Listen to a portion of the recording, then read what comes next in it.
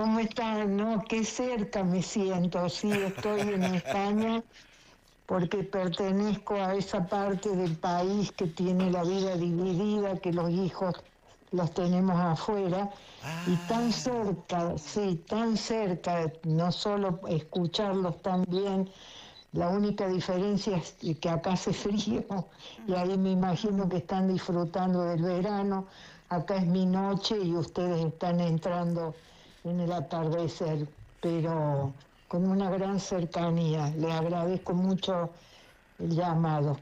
gracias Norma, querida. Norma, ustedes la conocen, fue senadora, fue diputada, es una gran escritora. Yo me convertí medio en fan de Norma cuando escribiste, bueno, varios, todo lo que publica lo leo, pero cuando sacó De la culpa al perdón, que es un libro maravilloso que escribió Norma, hablando sobre los 70 y sobre todo lo que dejó ese tiempo, y ahora se dio cuenta, a mí se me escapó, claro, han pasado 40 años del juicio a las juntas. Claro. Y Ese libro fue muy importante. ¿Cómo estás, Norma Miguel? Porque, Hola Miguel, ¿cómo estás? Qué bien, gusto también y qué lindo que podamos hablar de pero un seguro. hecho. sí, Yo digo, porque hubo juicio, pudimos decir nunca más, porque hubo juicio a las juntas. 40 años después, con María Eugenia Estensoro, que habíamos hecho Mujeres y Compañía, Sí. fuimos a ver de nuevo los protagonistas del juicio, ¿no? Los que diseñaron la estrategia jurídica, ujú, los jueces, el ministro de Defensa de Alfonsín, y la verdad que me confirmó todo lo que de alguna manera uno había intuido, que es la soledad en la que estuvo la claro. decisión de Alfonsín, que sabía que la democracia no podía construirse sobre cadáveres y sobre todo sobre impunidad. Nos hemos olvidado de que se le murieron 3 ministros de defensa al primer gobierno de la Mm, democracia. Claro. Ninguno quería aceptar. Moreno Campo cuenta que él fue el último que ya, no, ya por descarte nadie quería aceptar la trasera. Ujú. Los mismos jueces. Y hubo toda una situación, yo digo, nadie quería el juicio, la iglesia quería reconciliación, los diarios, La Nación escribió un editorial diciendo que iba a ser un circo romano, los mismos jueces y además las Fuerzas Armadas que tenían todavía poder sobre la tropa. Ujú. De modo que fue un juicio que se hizo a espaldas de la sociedad y fue fortuito y por eso afortunado, tal vez porque nadie quería ni nadie creía se pudo hacer Qué eso de haber interesante eso. reconstruido, genial. Va, que se bueno. reconstruyó la metodología de terror que fue ninguno de nosotros imaginó. Yo fui contratada por el diario Globo y era la corresponsal de Cambio 16. Nadie sabía que tenía hermanos desaparecidos porque no hablábamos, porque teníamos miedo, Ujú. porque nos mirábamos con desconfianza, porque sabíamos que entre los periodistas había espías. Los Déjame Falcon. recordar, Norma, porque por ahí hay oyentes que se suman, ¿viste? Norma tuvo dos hermanos desaparecidos. Es importante lo que estás contando. Dale. Sí, Néstor y Cristina, mis Ujú, 2 hermanos menores. ujú. Pero lo que quiero contarles del juicio, yo fui todos los días a lo largo de los 6 meses, pasaron 800 testigos, llegábamos a veces hasta la madrugada, y esto que el clima que se vivía en la época. Yo recuerdo que cuando hacíamos el descanso, cruzábamos a tomarnos un café en el Petit Colón. Y yo venía de Brasil y veía Argentina, me parecía todo tan civilizado, tan lindo, con gente alegre, con lo que significó esa esperanza de los Claro. primeros años de la democracia. Pero cada vez que cruzaba la plaza, íntimamente me preguntaba, ¿dónde está la línea que divide esta oscuridad que yo veo y escucho todos los días a mi espalda, que era el tribunal, y el café, el Petit Colón con su gente bien vestida y ese clima de esperanza, ¿no?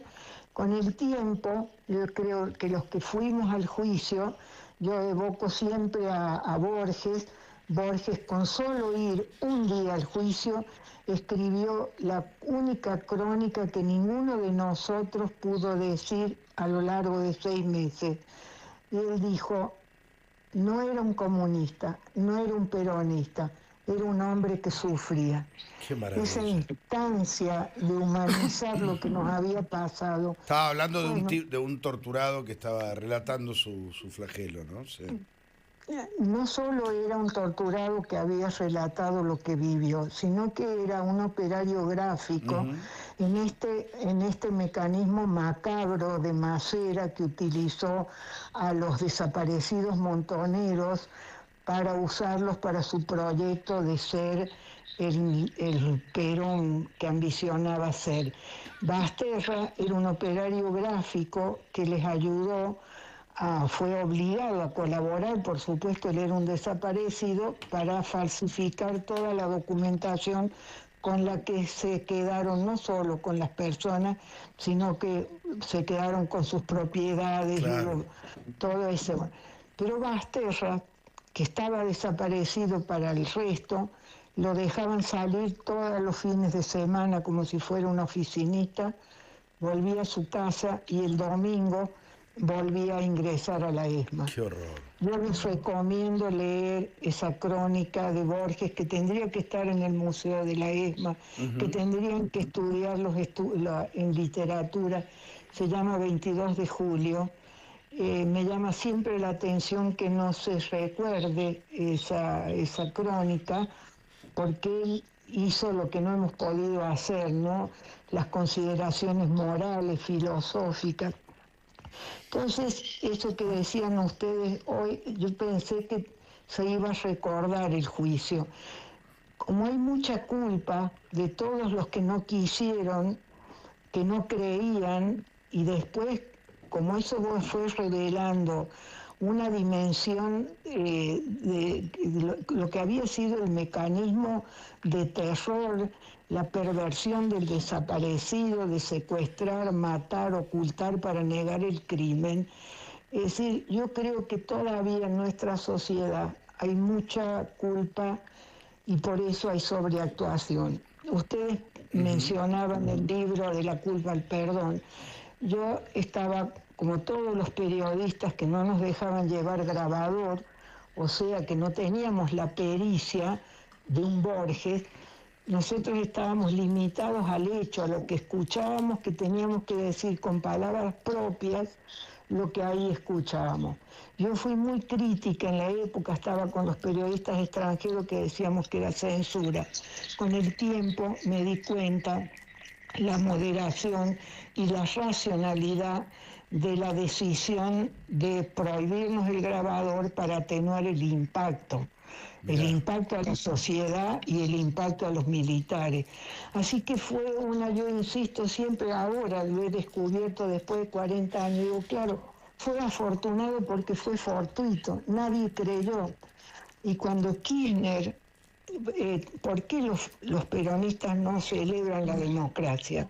Porque el 10 de diciembre para ellos es la derrota de las elecciones, es el pacto que hacen con los militares, entonces convierten el 24 de marzo en las víctimas de la dictadura, claro. Cuando hoy es el día para celebrar. Ayer era un día para conmemorar. Qué buen punto, Miguel, ¿no? Realmente crucial. Habría que celebrar el 10 de diciembre. El 10 de diciembre, ¿no? Claro, las elecciones se ganan o se pierden, la democracia gana. Claro, es ganancia. Todo ganancia. Para todos, inclusive para los que pierden las elecciones, por supuesto. Si me permiten, ya que me dan la oportunidad, cuando Kirchner saca el cuadro de la pared del dictador, realmente para después escribir sobre la pared su propia narrativa, él pide disculpas en nombre del Estado. Y esa que uno dijo, pero se olvidó de Alfonsín, en ese olvido puso en evidencia la ajenidad que tuvieron con el juicio. Exacto. Y me da muy la razón de que fue hecho a espaldas de la sociedad. Yo nunca en las audiencias vi un dirigente de peso, nunca vi un intelectual de peso, nunca vi todos los que después tomaron la bandera, y está muy bien que hayan tomado la bandera de los derechos humanos, pero aun cuando no me gusta hacerme de víctima, a mí me fue pésimo con ese libro de La culpa al perdón, porque decían que yo, primero que si hubieran leído el libro se hubieran dado cuenta que lo que no tiene perdón es el crimen. Los crímenes, las desapariciones, las torturas, eso no tiene perdón. Pero una vez que la justicia condena, teníamos que los argentinos nos han sustraído la posibilidad de hacer las consideraciones morales de por qué una sociedad, en un momento de su historia, los hermanos se matan. Lo digo de una forma, es decir, pues no se puede gritar viva la patria y después querés matar al compatriota. Algo, es decir, la democracia... No, que... Sí, pero... Dale, completa. Perdón, te escucho, no, porque decía, la democracia es pluralidad, es decir, lo relevante es el respeto a la pluralidad. La uniformidad del militar es entrenar para mandar y obedecer. La democracia tiene que ser rebelde, tiene que ser dinámica, tiene que ser contestataria, tiene que haber debate, siempre y cuando aprendamos a respetarnos. Y esto es lo que se ha cancelado, ¿no? Esto es que 40 años después no tengamos, que haya todavía algunas tentaciones de que el nunca más no sea definitivamente un nunca más, ¿no? Y yo insisto con esta idea, podemos decir nunca más porque hubo un juicio que reconstruyó este rompecabezas macabro del terrorismo de Estado, pero además nos dio a los ciudadanos una idea de justicia y de igualdad ante la ley, que la justicia de hoy tendría que mirarse en ese espejo, ¿no? Uy, qué lejos que está la justicia de hoy, de esos jueces, de esos fiscales. Pero bueno, ojalá que hayamos aprendido. Yo creo que algunas cosas hemos aprendido, Norma, no sé si sentís. Yo también creo, y además a mí este es un día que coincide con la Declaración Universal de los Derechos Humanos, también hoy puestos en duda o en cuestión, que es tal vez para mí una religión laica, porque es la más bella utopía que se han dado los hombres después de salir de los horrores del nazismo. Y hay momentos, como dice un anónimo jurídico, que las constituciones son chalecos de fuerza que se ponen las sociedades encima en momentos de lucidez para evitar descarriarse en momentos de locura, ¿no? Entonces, el que tengamos constitución, que tengamos una ley, aunque no se la respete o no se cumpla, el que podamos volver a lo mejor a aquel preámbulo que recitábamos, porque Alfonsín, algunos se reían de Alfonsín con aquel preámbulo que se recitaba, tal vez eso tendría que ser junto al mantra del nunca más, empezar a saber por qué la ley democrática tiene que ser igual para todos.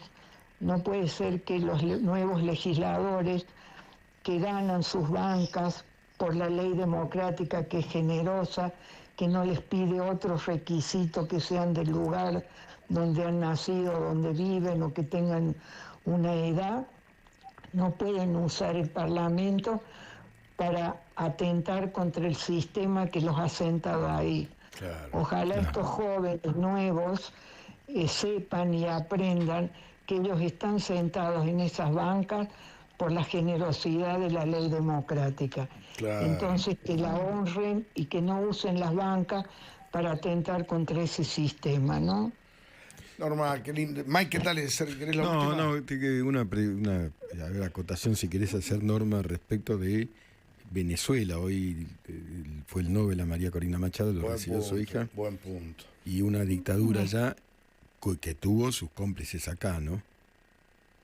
Sí, inclusive he visto ahora en manifestaciones, yo me senté frente al televisor porque se transmitió directa la ceremonia, sí. Y esa niña, sí. A veces veo los hombres grandes leyendo por frases con qué solvencia. Extraordinaria. Sí. Impresionante, Ese discurso impresionante. era conmovedor.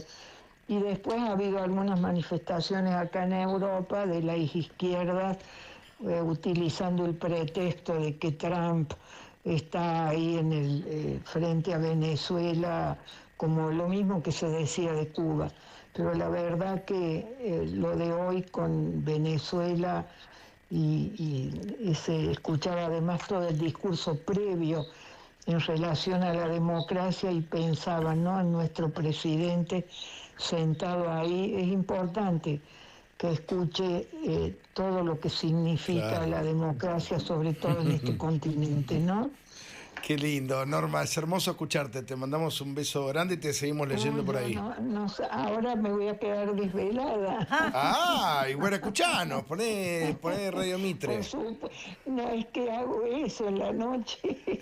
Ay, qué Escucho lindo. Argentina y en la mañana temprano escucho España. No me pregunten cuándo duermo. Ay, te mandamos un beso grande, gracias. Bueno, aprovecho para desearles las mejores fiestas y el mejor tiempo para todos nosotros. Ojalá que sí, ojalá que sí.